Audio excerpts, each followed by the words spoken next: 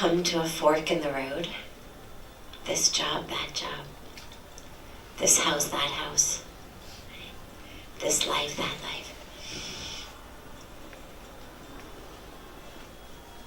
What's very difficult about it is that we'd like to think there were only one right path, and that if we just could get the right tarot cards, or the right Vedic astrology reading, or get the right person to tell us, then we choose the right path. But there actually isn't only one right path. And the reason is that the reason that we're here is not about what we're going to do. It's about who we're going to become.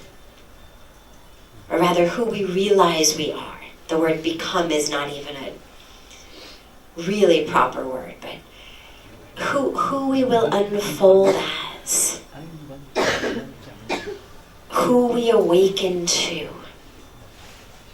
And that, of course, is possible on any path.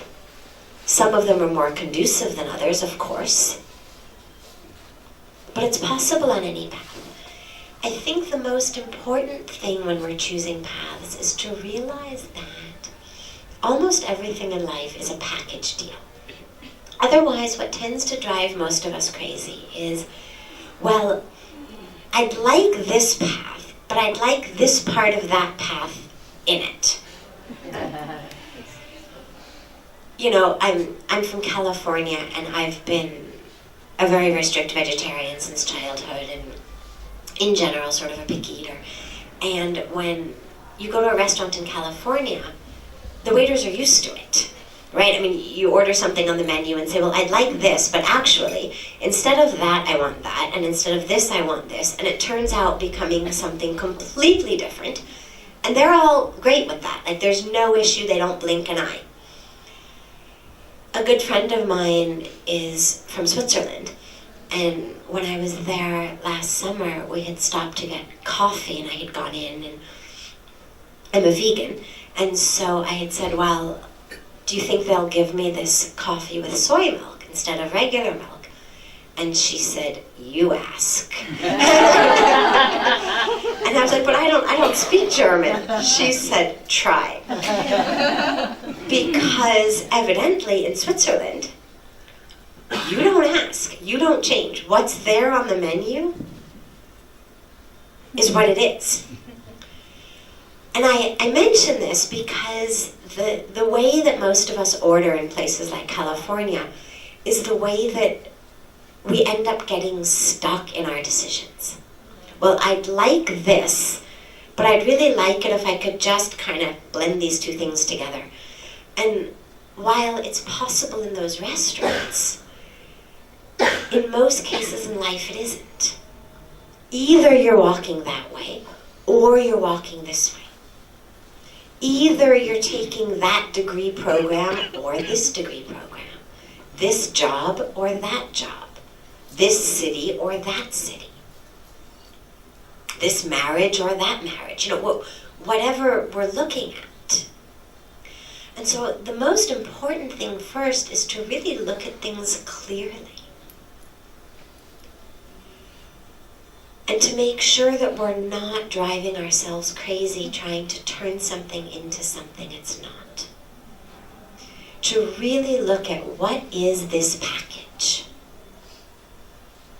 Not what would it be if I had a magic wand and could make this person the husband I want him to be, or make this house the house I want it to be, or make this job the job I want it to be. But what is it actually? And then once we've looked at things honestly, then we ask ourselves about those inner voices. Because inevitably there's inner voices pulling us in those directions. The issue is that a lot of those inner voices tend to be voices of fear and confusion. And they also come from inside, so they also sound like inner voices. But it's important to try to tease out, what's my fear playing in here? What am I telling myself in all of this? Go the safe route because you can't accomplish that. You don't deserve it. That type of life is not for people like you.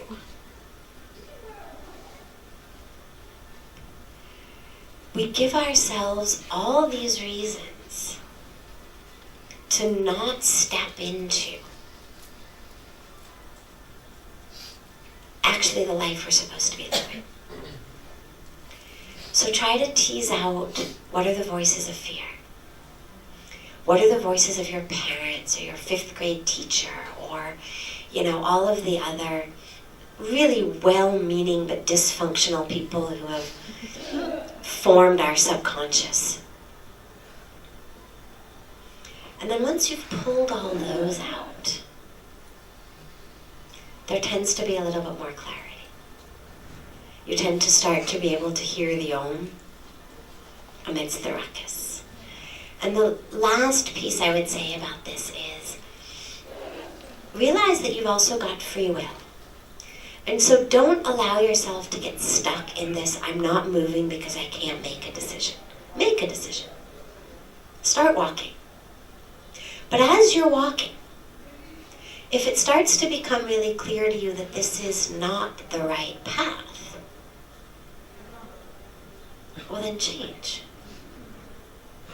It's not just because you thought about it and just because you made this decision. Maybe there was something very important for you to learn, and maybe you've learned it. So make a choice, walk, and then keep your eyes and your ears and your heart open. Not your fears, not your ego, but your real heart open to knowing whether you're on the